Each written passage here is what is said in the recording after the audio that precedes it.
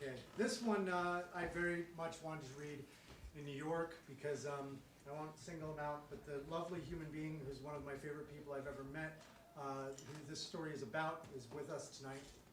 And he knows who he is, and I wanted him to hear this piece because it's for him. And it's also one of a trilogy of pieces in the new book that are about formative LSD experiences. Because when I started asking myself what I'd want to write about if I didn't think anyone was going to read it anyway, I thought, you know, all those times when I was on a shitload of acid and figured out everything, that's what I want to write about. So I got a few of those in here too, alongside the obsessive ones about the objects on the shelves around the apartment. This one is called The Pikeout.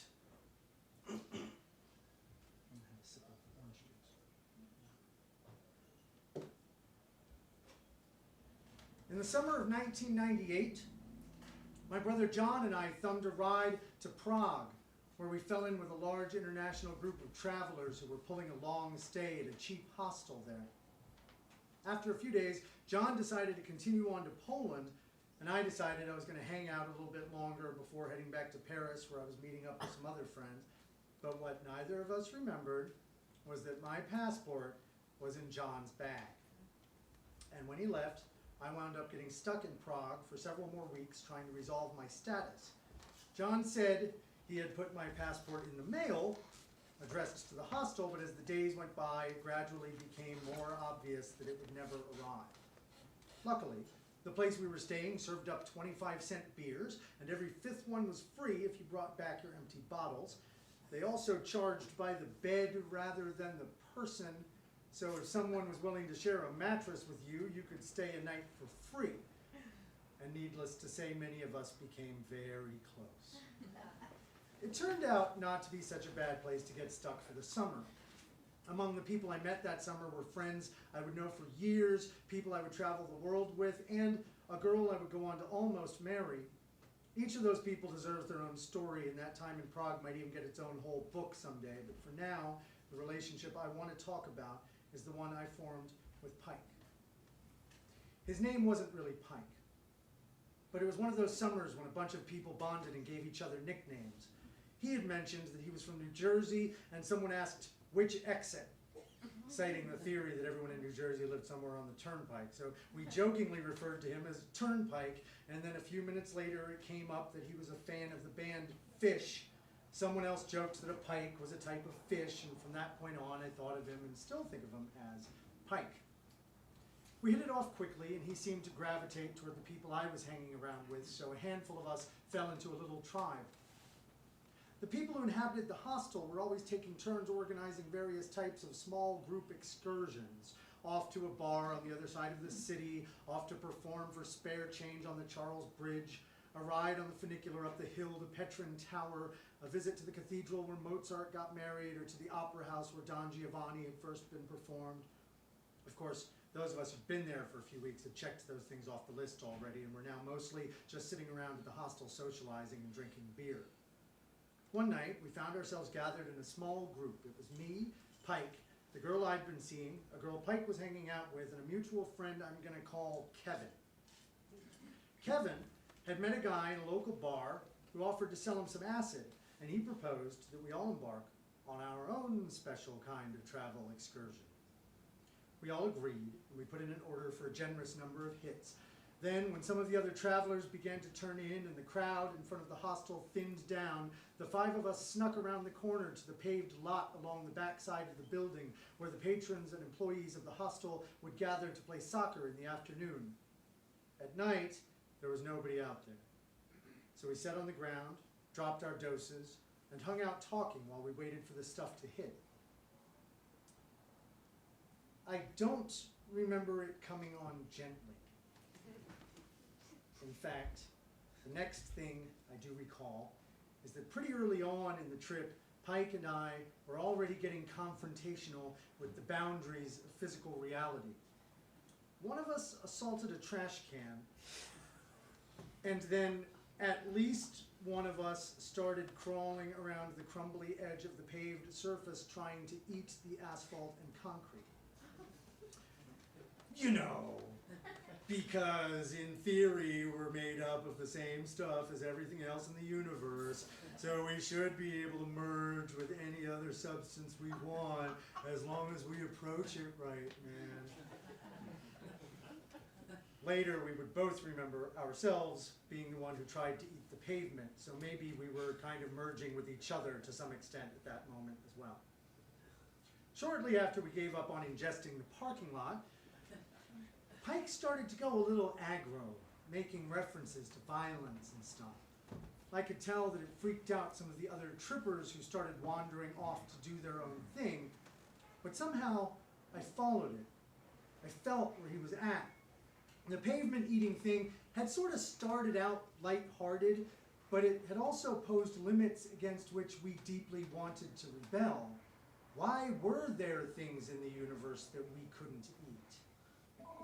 Why were there laws of physics that extended beyond us so that we couldn't fully harmonize with everything in our vicinity? Why couldn't we pass through walls, or drink starlight, or fly, or make love to water? I think some of Pike's anger was coming from this place, this primal rebellion against the boundaries of our animalhood, and I really related to him. There was this beautiful cosmic oneness of everything that we could patch into and appreciate, but we were restricted in the ways in which we could interact with it physically. And those small practical limitations of matter had also snowballed into all kinds of other unnecessarily complicated bullshit realities, like having to compete for resources and social acceptance and work and money and the whole big system of gross gobbledygook that dragged us back down to earth from this blissful perspective that we were aware of, but could only ever seem to visit. Pike started losing his linear narrative a little bit, grunting, moaning, garbling sounds, strobing between darkness and tenderness, anger and tears, the joy of a newborn baby commingling on his face with the violence of a trapped wolf. I felt like I could see the cynical nihilism of his New Jersey adolescence flashing across his eyes in a rapid-fire series of winces and grimaces, and I totally got it. I was an East Coast kid too, and I knew the terror of feeling like your most precious moments of awakening might somehow always be trapped in a beer bottle or a nitrous balloon next to a pickup truck in some parking lot, but at the same time fearing that the artificial tough guy posture you'd affected for surviving that environment was actually your truest nature. The struggle of trying to determine whether your most sincere self was a brutal, blood-hungry forest mammal or a cosmic spirit that transcended physical being altogether. And ultimately, just being so heartbroken by feeling dissociated from the truth of your own nature that all you can think to do is drink Rolling Rocks with your buddies and howl into the night in confused primordial agony. At least, that's what it seems like Pike was going through. At one point, he sort of disconnected in a new way, his gaze fixed in the distance and his animalistic groans subsided to a bit of mumbling. His eyes shifted back and forth distractedly, like he was calculating something, like he was working through the physics in his head. He gradually sat down and then lay down on his back and then eerily ceased moving altogether. I sat down beside him and asked if he was okay.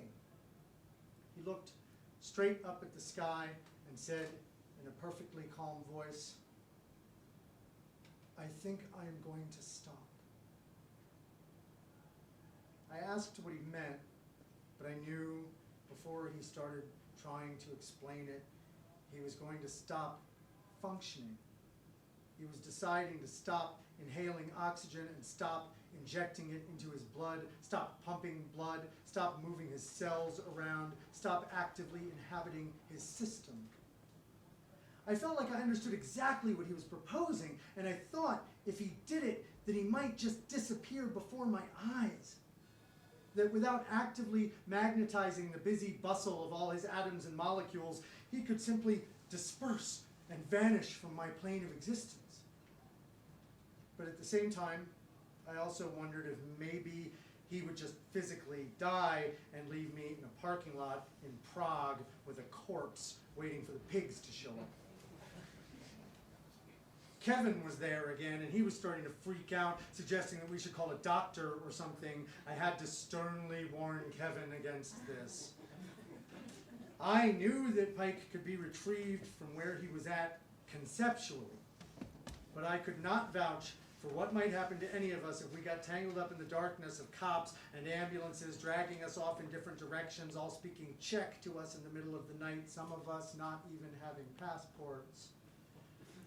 So I spoke as forcefully as I could and managed to convince Kevin to let me handle it. And I asked Pike, as sweetly as I could, to please stay with us instead of leaving. I could tell it was a struggle for him to even respond, like the majority of his willpower had already left us all far behind. But he contorted himself and managed to wail one guttural syllable through his teeth, the word "fly!" I didn't have an answer for that. I didn't know what to say. But without thinking about it at all, I responded, "Love." This seemed to get his attention, but not quite totally convince him. "Love?" he asked, half inspired, half skeptical. His tough Jersey guy anger face and his tender, innocent child of the universe face started swapping back and forth again as he tried to compute the word, alternating confusedly and blending with each other like an angel and a demon at war for his soul. I couldn't explain or defend the word love. I didn't even know why it had come out of my mouth. But I knew, for whatever reason, that I loved Pike, and I told him that I loved him, and that I didn't want him to stop, and that I didn't know what that love would become if we were no longer vibrating as these physical beings that were visible to each other. I tried to explain that I was afraid if we stopped living as animals, that all our emotions would go away too, that if we dispersed back into the energy of the universe, that the beauty we perceived in that would also disperse, that we were the only things keeping love alive, whatever it was. I wanted to try to tell him what love was or what it meant, but I couldn't. I mean, there were no words for that. Either love was something tangible that we could feel in our bodily incarnations, or it just wasn't. And if it wasn't, then I didn't know what else to tell him to keep him interested in the physical realm. So I just put my hand on his chest and looked into his eyes and repeated the word like a mantra. I didn't know what it even meant to me as I said it, but it felt like it meant something. Maybe it even just meant something scientifically basic, like the desire that certain molecules have to bond together into larger compounds as a way of defending themselves against disintegrating and spreading out again into the darkness of space. Do molecules feel any need to know and explain why they do that? Whatever it meant or didn't mean, it worked. I don't know how long I sat with him like that, but Pike eventually came around. He decided that he didn't want to stop anymore. I don't know to what extent it's considered scientifically possible to just stop. But I was thoroughly convinced that night that the choice was all his. We shared some teary post-traumatic smiles and hugs, like the ones shared by firemen who have just rescued a kid and his kitten from a burning building in a movie. The other people we'd been tripping with reappeared from their own adventures. One had been wandering in a small patch of woods. One had been meditating off in a corner. They all expressed their happiness at having Pike back among us. Everyone had peaked, and we all safely made our way back to the little seating area next to the front door of the hostel, the place where everyone regularly gathered each evening to sit in the plastic chairs and drink their beers, discussing the day's adventures in tourism. And there, we began our gradual deceleration back to daily life thinking. Pike, by this time, was completely naked. But it didn't seem the least bit out of place to anyone. He even walked in, up to the counter to get some water, and the person at the desk of the hostel just smiled at him peacefully. When he came back, he sat down next to the girl he was with. He was naked in the doorway to the hostel, which wasn't even a hostel anymore. It was a gigantic shrine to interstellar awakening, whose front door only existed as a graphic element within which to frame Pike as the icon. And the girl was his angel, beaming perfect celestial love that bathed him like a warm light, and the glow from inside the hostel backlit them like a holy painting. Pike was reclined in the form of a Greek statue, and without the slightest hint of self-consciousness, he began to urinate. Neither of them moved. I think I heard someone laugh like a distant echo, but I was totally transfixed by the picture. His position causing the stream to arc upwards and away from him in a graphic line that completed the composition of the tableau. He stared straight ahead, serenity in his face, a classical fountain, a god of antiquity. He had purified himself beyond the concerns of the mortal world. And his angel didn't seem to mind. She just continued to beam. The scene held for quite some time and is my final and enduring image of that night, the human fountain of cosmic truth. Come to think of it, I'm not even sure that Pike's girlfriend had taken anything with us that night. I think she was just totally, intuitively at ease with what Pike was going through. They just started spending time together quite recently, and later they would go on to marry. Now, they have two beautiful cherubic children in their tableau and a home in the New Jersey countryside with a big vegetable garden. I went on to have long friendships with several of the people I met that summer in Prague, but none so close or so dear as the one I still have with Pike and his wife. I still admire the beauty that I saw in them as newly anointed young gods of the cosmos. I still look into Pike's eyes every time I see him and think about love in a way that's beyond all definition. And I still see the way I feel about him as a good enough reason for neither of us to stop inhabiting organic systems.